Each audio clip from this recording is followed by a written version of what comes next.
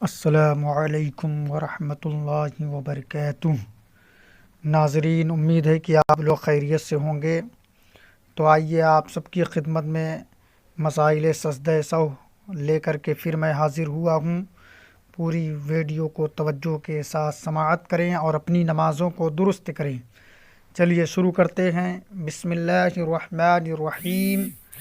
رکوع و سجود میں سہو، رکوع و سجود میں سہو یعنی رکوع کی حالت میں یا سجدے کی حالت میں سہو ہو گیا تو کیا حکم ہے، ساری تفصیلات آپ سماعت کریں۔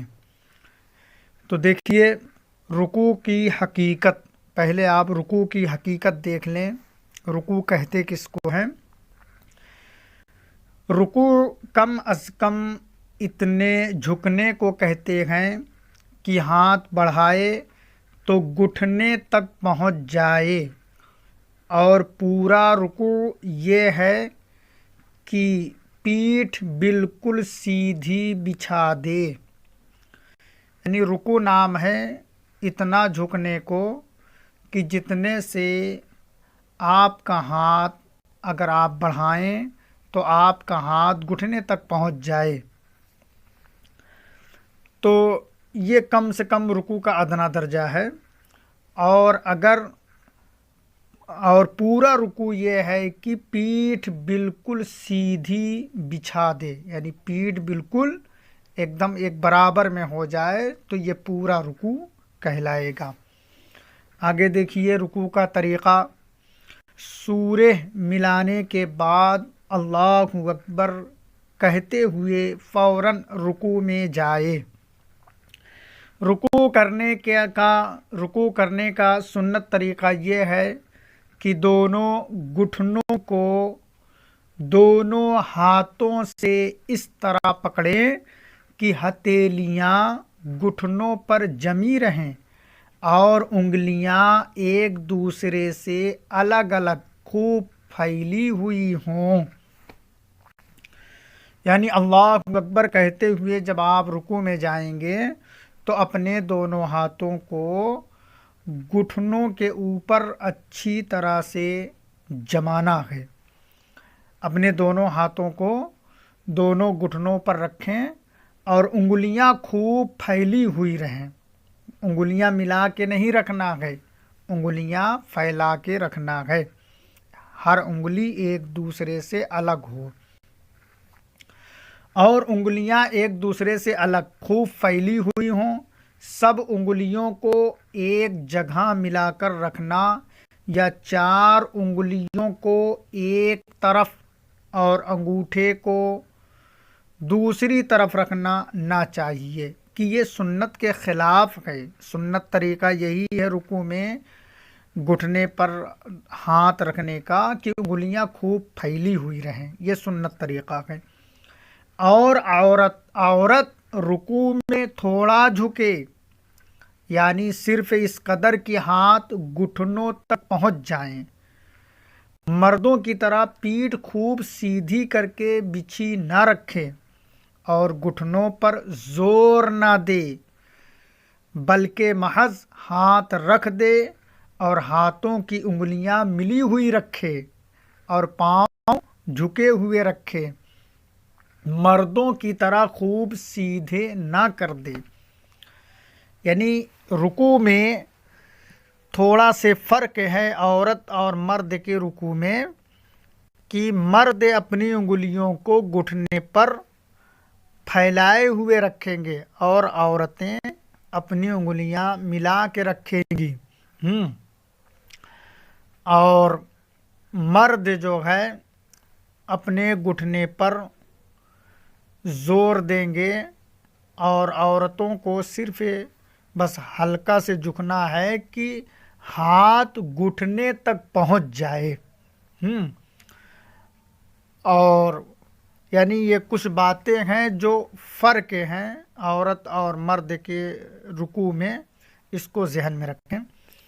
اور رکوع میں جاتے وقت بھی یہ خیال رکھیں کہ اللہ اکبر کی الف جب کہنا شروع کریں تو اسی وقت سے سر کو جھکانا شروع کر دیں۔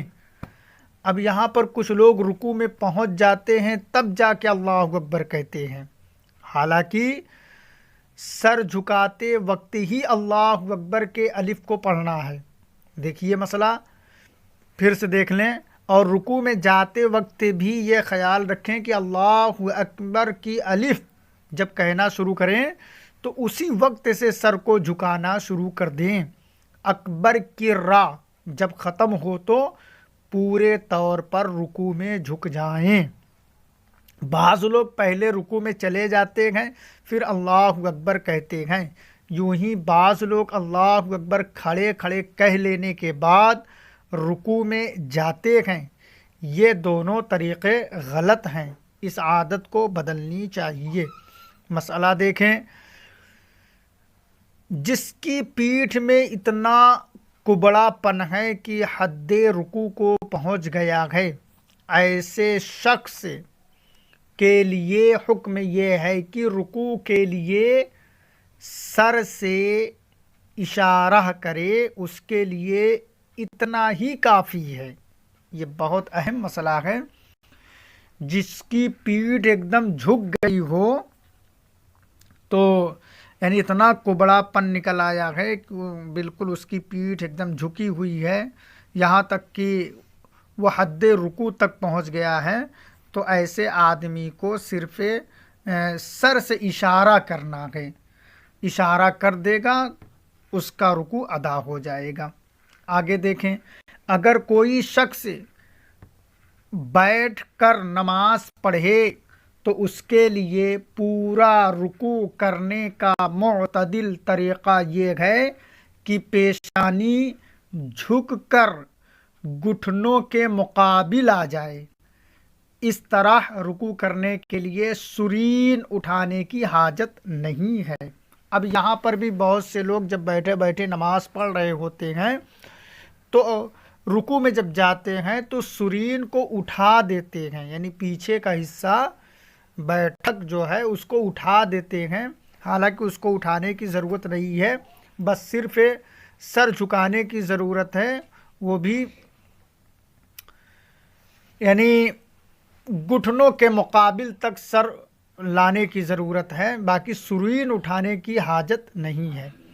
اور سر کو اتنا جھکانا کہ زمین کے قریب ہو جائے اور پیچھے سے سرین اٹھ جائے عبث اور بے جا ہے، جو ناپسندیدہ اور مکروہ تنزیہی ہے۔